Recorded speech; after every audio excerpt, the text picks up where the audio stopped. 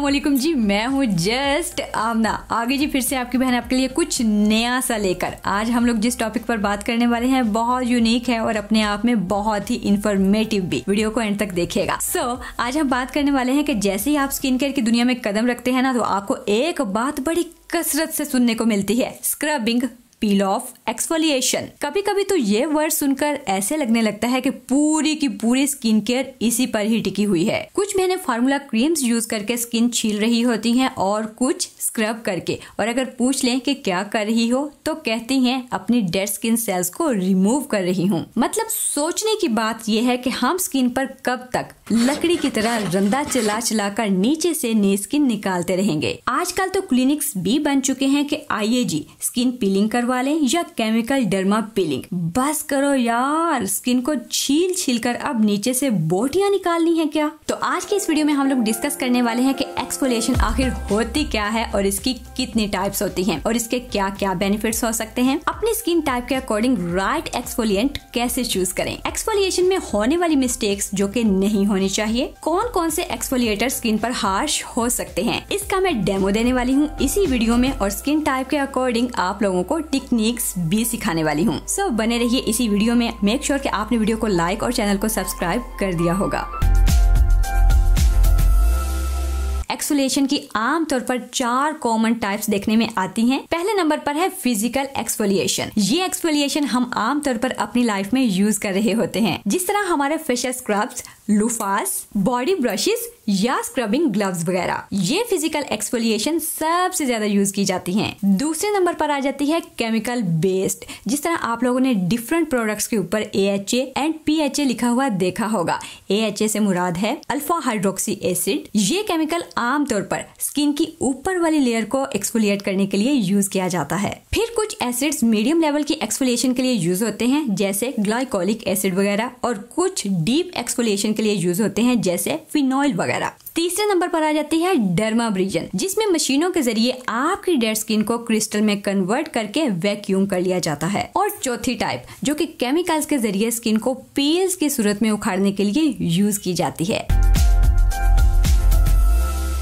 How to choose right exfoliant. अच्छा, यहाँ पर जो सबसे ज्यादा तकलीफ दे बात है वो ये है कि एक्सफोलिएटर को हमेशा स्किन छीलने वाला ही समझा जाता है कि ये स्किन को छीलकर नीचे से सुंदर स्किन निकाल देगा और जिस स्क्रब के अंदर जितने हार्श पार्टिकल्स होते हैं उसे उतना ही अच्छा माना जाता है। जबकि हकीकत इसके बरक्स है। आपको राइट एक्सफोलिएंट चूज करने के लिए पहले अपनी स्किन टाइप को चेक करना होगा। जैसे कि अगर आपकी स्किन बहुत ज्यादा सेंसिटिव है तो आप फिर कोई क्रीमी या लोशन फॉर्म में स्क्रब यूज करेंगे जिसमें बहुत ही माइल्ड से एसिड्स हों। जैसे कि बच्चों की स्किन सेंसिटिव होती है तो हम उनकी स्किन पर कोई हार्श या सख्त चीज यूज नहीं कर सकते, बिल्कुल ऐसे ही सेंसिटिव स्किन होती है। और अगर आपकी स्किन ऑयली या एक्नी प्रोन हो तो आपको थोड़े स्ट्रॉन्ग एक्सफोलिएटर की जरूरत होती है, जैसे कि जेल फॉर्म या फिर टोनर फॉर्म में। अच्छा, एक बात याद रहे, मैं यहाँ पर स्क्रब के अंदर पीस कर डाले हुए अखरोट के छिलकों की बात नहीं कर रही, वो जो उसके अंदर पार्टिकल्स होते हैं ना, उनकी बात नहीं हो रही। अच्छा, अगर एक्नी प्रोन स्किन के लिए आपको स्क्रब चूज करें तो कोशिश ये होनी चाहिए कि उसके इंग्रेडिएंट्स के अंदर ग्लाइकोलिक एसिड या सैलिसाइलिक एसिड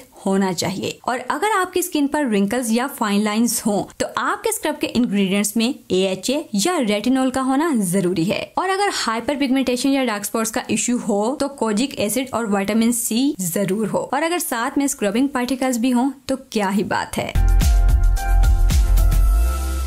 कॉमन मिस्टेक्स। इस सारे सिनेरियो में आपने ओवर एक्सफोलिएशन से अवॉइड करना है, वरना ये आपकी स्किन को डैमेज कर सकती है। या फिर आप घरेलू एक्सफोलिएशन जैसे चीनी या कॉफी होती है वो यूज कर लें। दूसरी कॉमन मिस्टेक ये होती है कि कोई और बॉडी पार्ट वाला स्क्रब उठाकर हम अपने फेस पर अप्लाई कर लें तो वो हमारी स्किन को डैमेज कर सकता है या खराब कर सकता है। जैसे कि फेस वाला छोड़कर हम पैरों वाला स्क्रब उठाकर फेस पर अप्लाई कर लें तो नुकसान होगा ना। मैं आपको समझाकर आ चुकी हूँ कि कौन सी स्किन के लिए कौन सा एक्सफोलिएटर होना चाहिए। अब अगर आप अपनी स्किन के लिए गलत स्क्रब चूज कर लेती हैं तो ये भी एक गलती है। अगली गलती ये है कि स्किन को स्क्रब करने के लिए या पील ऑफ करने के लिए हम बहुत ज्यादा देर तक स्क्रबिंग कर लेते हैं या फिर मसाज के दौरान हाथ का ज्यादा प्रेशर डालते हैं तो ये हरकत भी आपकी स्किन को डैमेज कर सकती है। अगली गलती ये है कि धूप में डैमेज हुई स्किन, जिसे हम सनबर्न भी बोलते हैं, उस स्किन के रिपेयर होने का वेट बिल्कुल भी नहीं करते और रगड़े पर रगड़ा लगाते हैं। तो ये चीज भी हमारी स्किन को सेंसिटिव बना देती है। अच्छा, आखिरी बड़ी काम की बात यह है कि बहुत सारे एक्सफोलिएटर के अंदर मॉइस्चराइजर नहीं होता, तो ऐसी कंडीशन में स्क्रब करने के बाद स्किन को मॉइस्चराइज जरूर करें।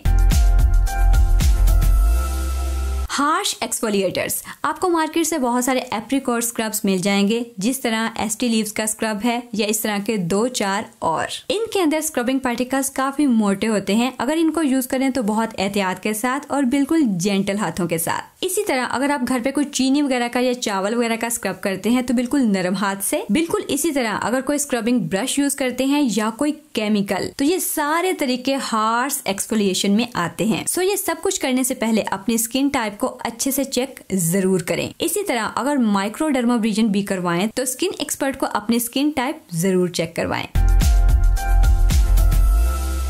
जिस तरह मेरी स्किन यहाँ पर ड्राई है तो मैं यूज कर रही हूँ ये व्हाइटनिंग एक्सफोलिएटर, क्योंकि ये मुझे सूट करता है। वैसे भी ये फॉर ऑल स्किन टाइप्स है और बहुत अच्छे रिजल्ट्स हैं। मैं इसकी थोड़ी सी मिकदार लेकर अपने फेस पर अप्लाई कर लूंगी और जेंटली सर्कुलर मोशन में रब करूंगी। इसके अंदर स्क्रबिंग पार्टिकल्स भी हैं जो कि बहुत सॉफ्ट हैं और बारीक भी।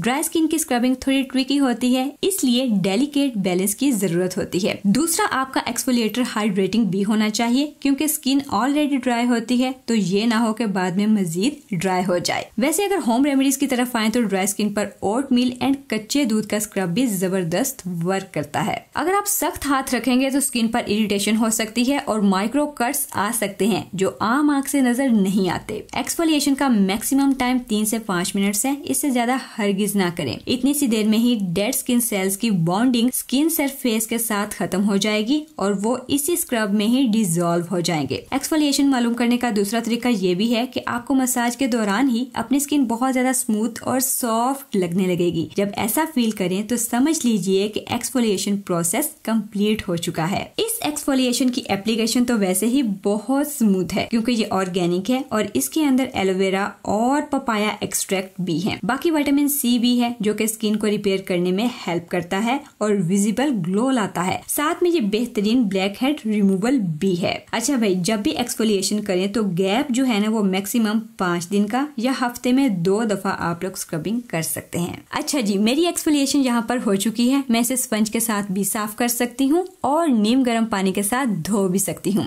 खैर, धोने के बाद आप मेरी स्किन पर ग्लो देख सकते हैं। मुझे बाद में मॉइस्चराइजर लगाने की जरूरत नहीं पड़ने वाली, क्योंकि इस एक्सफोलिएटर के अंदर ही मॉइस्चराइजर भी है। तो ये थी जी आज की वीडियो। आई होप कि आपको एक्सफोलिएटर और स्क्रब की समझ आ गई होगी। बाकी इसके अलावा कोई मजीद सवाल पूछना चाहे तो कमेंट्स में पूछ सकते हैं। सो नेक्स्ट वीडियो कौन सी देखना चाहते हैं वो भी जरा बता दीजिए। इसके साथ साथ लाइक कीजिए वीडियो को और सब्सक्राइब कीजिए चैनल को अगर चैनल पर न्यू है तो। मिलते हैं जिस तरह की और भी बहुत सारी यूनिक वीडियोस में। अपना बहुत सा ख्याल रखिए। अल्लाह हाफिज।